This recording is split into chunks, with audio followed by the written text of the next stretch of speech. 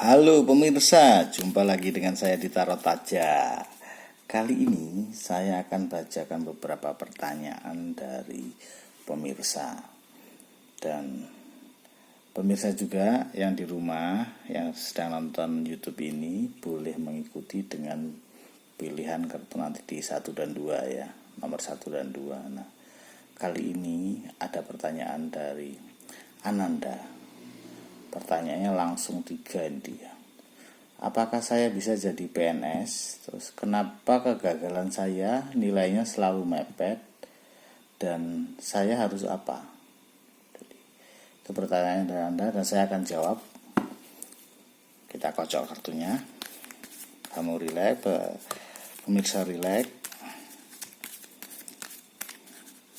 Saya akan masing-masing, nanti akan saya beri 3 tumpukan kartu, tapi masing-masing pilihan ada 3 ya, karena saya akan menjawab langsung dari 3 pertanyaan itu.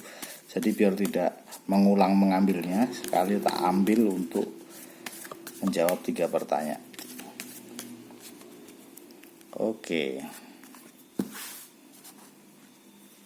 1, 2, 3. Ini untuk Ananda. 1, 2, 3. Pemirsa 1, 2, 3. Asik nih, rame kartunya ini. Oke, ada 3 tumpukan kartu, kita lihat.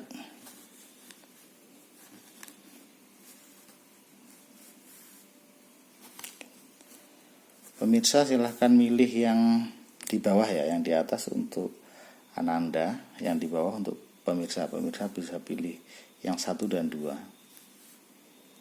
Bisa pilih 1 dan 2. Ananda yang atas. Apakah saya bisa jadi PNS? Kita lihat Ananda, apakah saya bisa jadi kartu ini kalau untuk pertanyaan iya dan tidak, atau untuk pertanyaan apakah saya bisa jadi PNS, jawabnya cenderung tidak. Walaupun kamu sangat menginginkan, walaupun kamu sangat menyukai, di kartu ini mengatakan jawabannya lebih ke tidak. Oke, gitu Ananda. Kita lihat untuk pemirsa 1. Sudah dipilih kartunya. Oke, yang 1. Apakah saya bisa jadi PNS? Kita lihat. Jawabannya 50-50. Nah, kartu ini masih nilainya 50-50. Kalau yang untuk Ananda tadi dia tegas ke arah tidak, ini ke arah 50-50. Jadi masih bisa, masih ada kemungkinan bisa dan kemungkinan tidak. Tapi selama kamu berusaha dan kamu fokus, kamu belajar untuk mencari kisi-kisinya untuk mempelajari metode tesnya, kamu berusaha, ini masih bisa, kemungkinannya masih bisa. Kita lihat pemirsa 2. Apakah saya bisa jadi PNS? Keluarnya 2 of Wands. Jawaban ini mengatakan bisa. Jadi kalau kamu bisa nggak jadi PNS? Bisa. Bahkan tapi kamu harus siap ditugaskan di luar daerahmu loh. Kadang ini jadi masalah untuk kamu. Kamu kadang nggak siap untuk ditugaskan di luar daerah, sementara kalau kamu diterima, kemungkinannya ini di luar daerah, tidak di tempatmu. Jadi kalau kamu datang siap-siap harus siap untuk ditugaskan dimanapun, gitu ya. Oke, kita lanjut pertanyaan berikutnya, tetap di tumpukan kartu ini. Kenapa kegagalan saya nilainya mepet? Ananda, kenapa kegagalan saya nilainya mepet? Kalau di sini 2 of Pentacles, jadi emang berusaha menyeimbangkan. Emang kamu mengalami kesulitan dalam tes ini. Jadi ada hal-hal yang kamu emang selalu susah untuk mendapatkannya. Jadi aku melihatnya emang akhirnya mepet gitu loh. Hampir kena tetapi nggak pernah bisa maksimal gitu. Nah, itu emang di karaktermu, di kondisimu emang nggak stabil gitu loh. Nah, di kartu pertama tadi, apakah saya bisa jadi PNS? Jawabannya cenderung tidak, dan ini emang kamu nggak stabil di situ gitu. Jadi Jawabannya itu ya. Kita lihat ke pemirsa. Pemirsa, kenapa kegagalan saya nilainya selalu mepet? Kalau di sini banyak keraguan-keraguan, jadi kurang tegas. Jadi saranku, ya kalau kamu menjawab sesuatu ya sudah tegas saja. Jangan banyak pertimbangan, jangan banyak keraguan, langsung idenya itu ya langsung lakukan itu aja. Jawab dengan apa yang ada di pikiranmu. Gitu ya. Kenapa kegagalan saya nilainya selalu mepet? Di sini lebih banyak kekhawatiran yang muncul. Jadi kamu tuh kalau mau ujian atau mau tes PNS tuh malah terlalu gede khawatirnya, lolos enggak. Jadi kamu malah enggak bisa menikmati proses seleksinya. Kalau saranku jangan fokus pada paniknya, tapi kamu ketika kamu mempersiapkan dan belajar dengan maksimal, ya enjoy aja. Tiba waktunya untuk tes, berangkat aja. Terus saya harus apa? Ini untuk Ananda. Saya harus apa? Kamu harus apa? Kalau aku di sini temukan passionmu, temukan minatmu, temukan hasratmu. Jadi kehidupan ini tidak hanya PNS Ananda, kehidupan ini masih banyak aspek lainnya. Jadi saranku temukan jiwamu yang sesungguhnya. Jadi jangan hanya menggantungkan harapanmu pada pekerjaan sebagai PNS. Jadi kalau kamu gagal di situ, kamu merasa hidupmu gagal. Di kartu ini mengatakan tidak sih, kamu yang penting kamu menemukan kebahagiaan dalam bentuk lain. Dan semoga kamu menjadi PNS karena keinginanmu ya, bukan karena dorongan keluarga atau orang lain ya.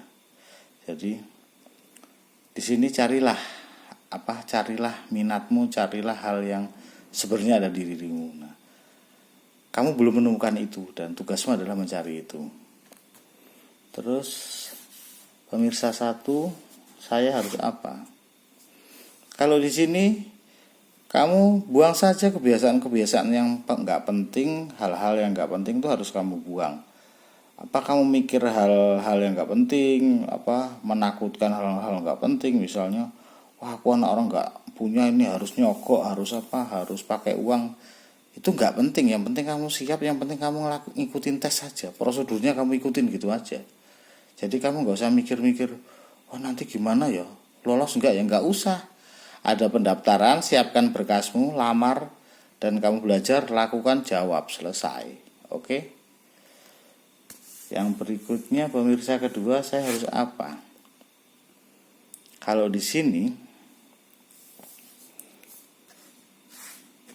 kartumu tadi bagus ya, kamu bisa jadi PNS, tapi kamu sering khawatir.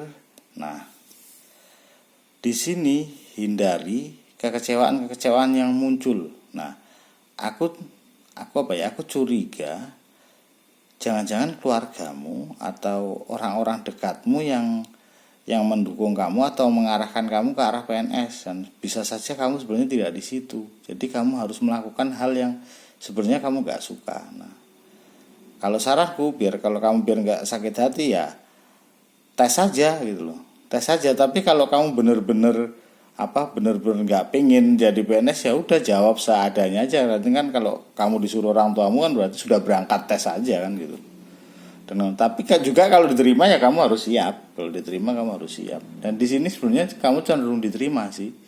Cuman tadi kamu kalau ditugaskan di tempat yang jauh agak nggak mau. Terus di sini kok kayak ada kekecewaan, kesakitan. Nah, aku melihatnya kemungkinan pekerjaan ini bukan murni dari dirimu, gitu ya.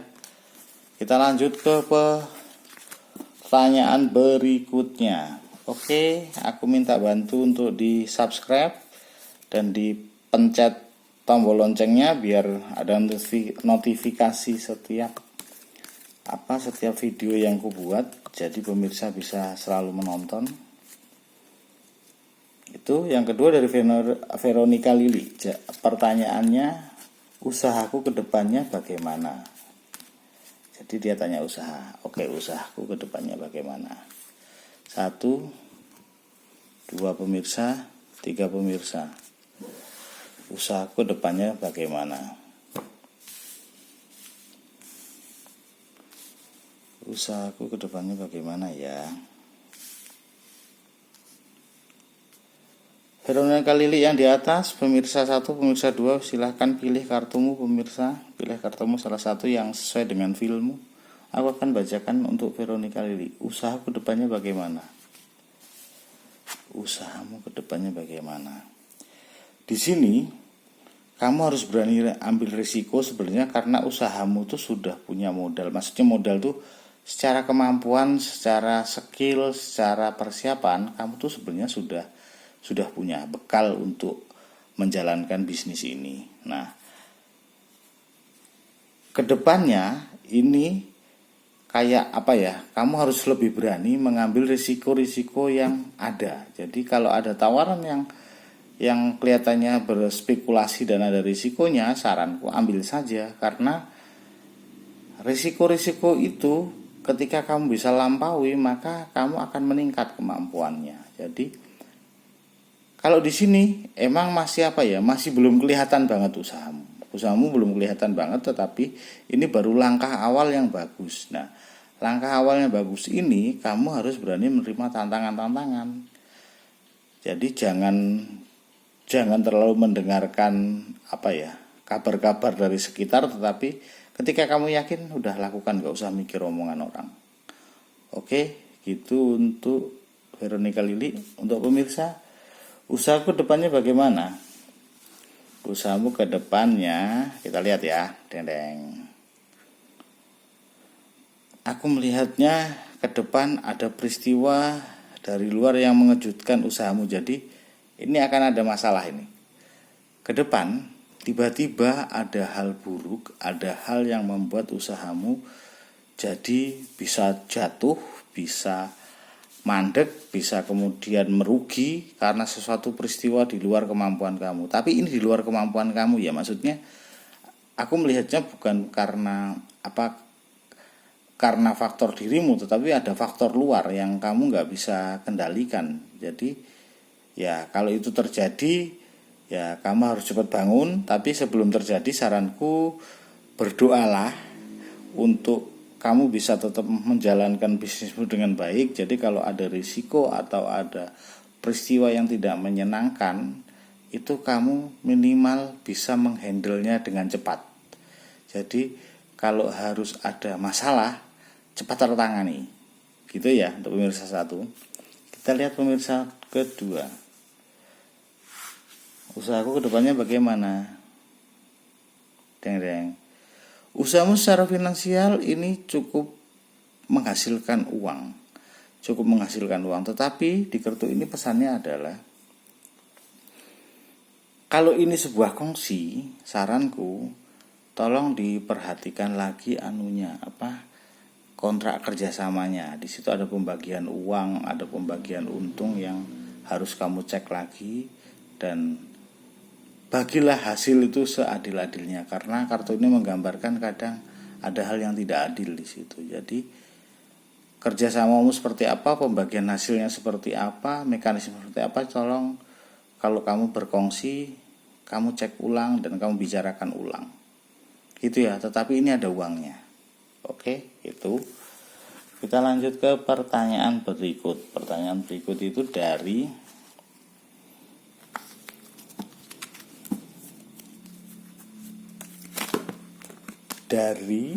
Purnama. Kedepannya bagaimana karirku? Kedepannya bagaimana karirku, Purnama? Kedepannya bagaimana karirku? Purnama menanyakan karir. Kedepannya gimana karirku? Oke, 1, 2. Purnama atas, pemirsa 1, pemirsa 2. Purnama, pemirsa 1, pemirsa 2, pilih kartumu. Oke, relax. Saya akan bacakan untuk Purnama. Kedepannya bagaimana karirku? Sebenarnya kalau ngomongin karirmu masih stabil, Purnama. Maksudnya kamu belum banyak perkembangan secara karir. Jadi masih stabil seperti sekarang dan di posisimu sekarang. Cuman kartu ini menggambarkan kamu terlalu banyak impian, terlalu banyak harapan yang besar. Jadi itu malah membuat kamu gelisah. Saranku, justru kadang ketika kamu banyak impian dan harapan itu malah kamu kerjanya jadi nggak maksimal, karena akhirnya jadi kerjamu jadi tanpa sadar kamu bisa jadi orang yang hanya mengejar ambisimu. Tetapi ketika kamu menikmati pekerjaan itu, kamu justru bisa bekerja dengan prima, kamu bekerja dengan tulus, kamu bekerja dengan gembira. Itu kamu akan gampang dilihat oleh atasanmu atau teman kerjamu dan kamu menyenangkan, dan itu secara karir kamu cepat naik. Jadi secara karir kamu akan gampang dipromosikan, secara karir kamu akan gampang dilihat orang secara asik. Tetapi ketika kamu punya terlalu banyak ambisi, tanpa sadar kadang gerakanmu membuat teman kerja atau atasanmu tidak nyaman. Paham? Itu ya. Jadi masih biasa, saranku nikmati aja pekerjaan. Pemirsa satu, kita lihat gimana karir ke depan. Kalau karir ke depan aku melihatnya kamu menemukan kebahagiaan, menemukan kesenangan. Tapi godaan di dalam karirmu ke depan tuh banyak banget. Godaannya, tantangannya banyak. Cuman kamu senang dengan pekerjaan ini, kamu menemukan kebahagiaan pada karirmu, dan secara ke depan kemungkinan untuk naik itu besar, tapi juga godaannya besar. Jadi hati-hati ya dengan godaan untuk yang pemirsa satu. Kita lihat pemirsa yang kedua.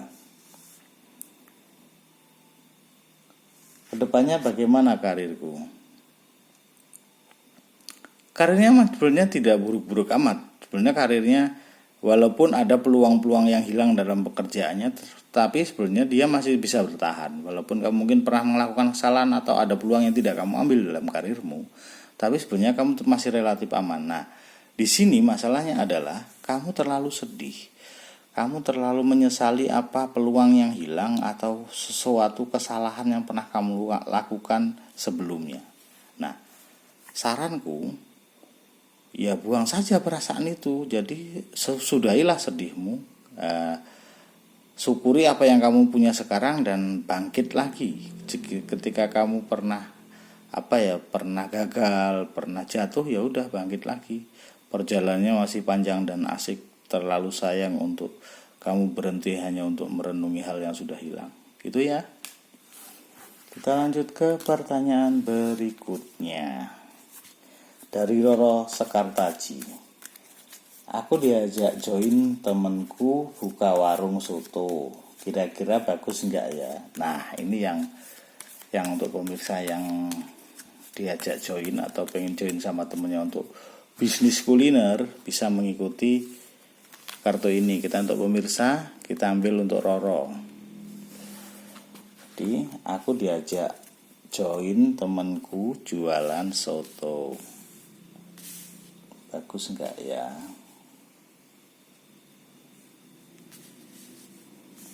Oke, Roro, pemirsa Roro, silakan pilih kartumu pemirsa. Untuk Roro, aku diajak join temanku buka warung soto, kira-kira bagus enggak? Jawabannya, kartu ini berkata cenderung tidak. Jadi kalau kamu tanya, bagus gak sih peluangnya? Di sini tidak. Kenapa tidak? Jadi pelanggannya itu kalau di situ tuh mungkin hanya kelihatan ramai, tetapi hanya lewat-lewat aja.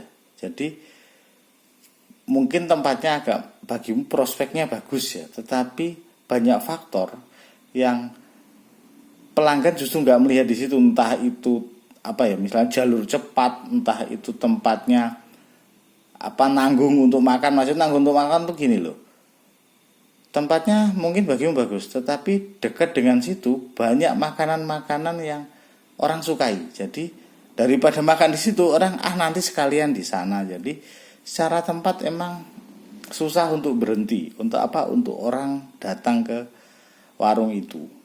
Itu sih, Roro. Oke, untuk pemirsa yang mau buka usaha, prospeknya bagus enggak sih? Kalau yang kamu milih nomor 1, jawabnya bagus banget. Ini untuk ke depan ini bisa lebih maju. Jadi saranku ambil saja ini peluang join untuk buka kuliner atau usaha makanan, ambil saja. Kita lihat untuk pemirsa kedua. Aku diajak join temanku buka warung soto, kira-kira bagus enggak ya? Ya, usaha. Kira-kira bagus enggak? Ini jawabannya 50-50. Jadi bisa iya, bisa tidak. Selama kamu pinter bermain dalam bisnis ini, kemungkinan bisa berhasil.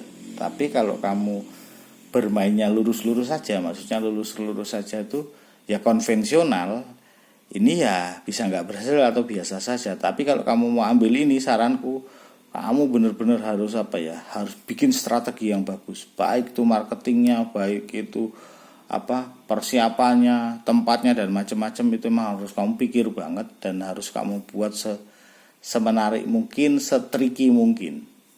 Oke, gitu. Kita lanjut ke pertanyaan terakhir dari Cimotea. Pertanyaannya, gimana kedepannya nasibku dan anak-anakku? Kenapa anakmu dan dirimu, Cimot? Kita lihat saja. Cimot, pemirsa.